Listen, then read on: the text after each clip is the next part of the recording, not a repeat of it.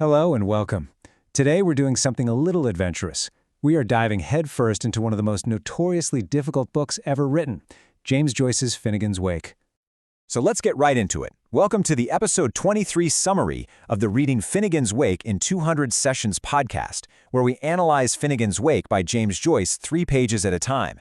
And hey, if you enjoy this kind of deep dive, don't forget to hit that like button, subscribe, and leave a comment. It really helps us out.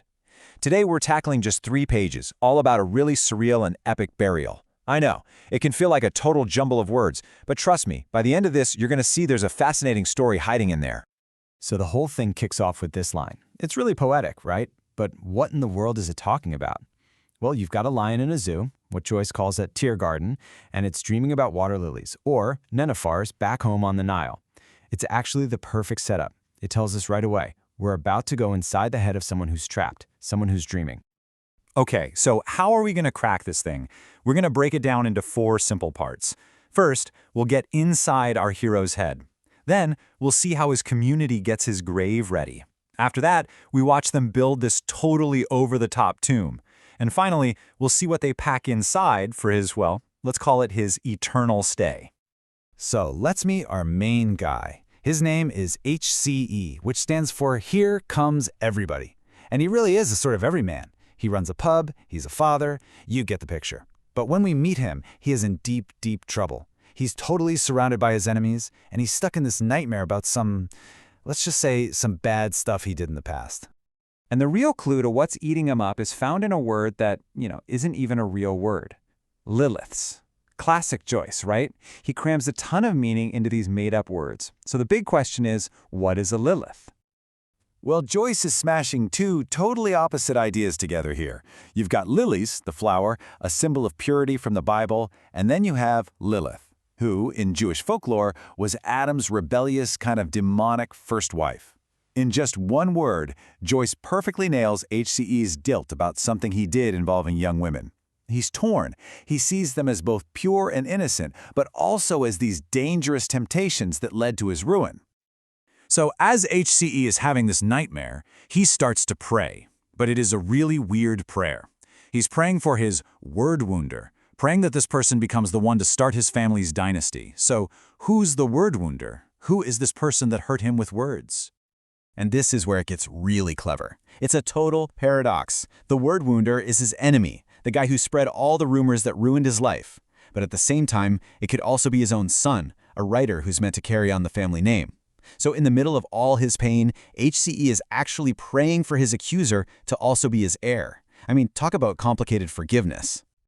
Okay, so while all this drama is going on inside HCE's head, the story suddenly cuts to what's happening in the real world. And it's pretty chillin', because while he's lost in his own nightmare, his community is already busy planning his funeral.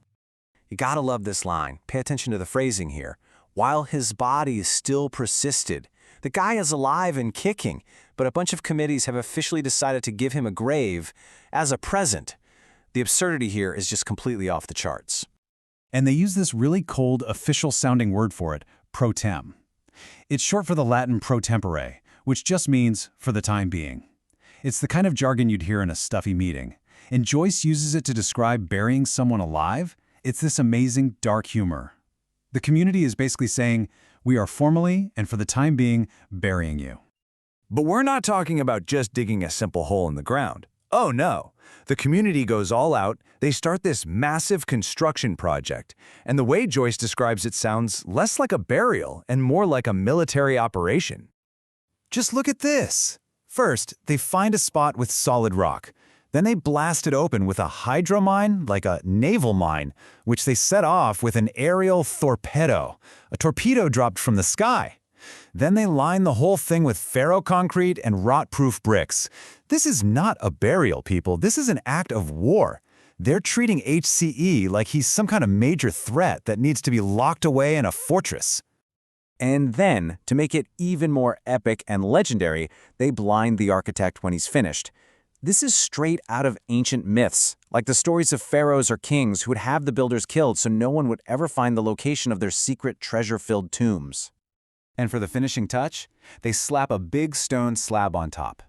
The writing on it is a crazy mix of languages, but the message? Oh, the message is crystal clear. Go helt is basically to hell with you. And skidoo? That was slang back in the 20s for get lost. So the community's final message is literally, to hell with you, buddy. We are so done with you, scran. But wait, we're not done yet.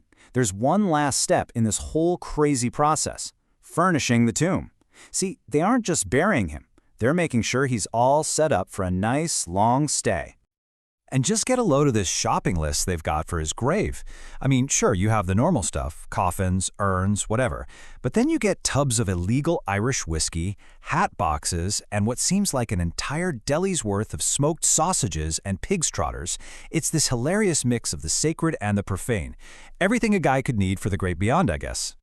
And this is where the big irony of the whole section really hits you. All this work, the committees, the explosives, the sausages, it's all so that HCE can live a comfy life, safe and homely, as Joyce puts it, inside his own tomb.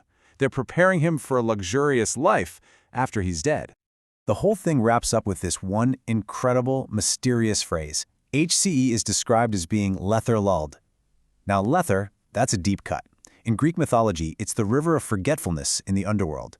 Souls would drink from it to forget their past lives before being reborn. So HCE is in this state of limbo, like suspended animation, just waiting between one big explosion and the next one.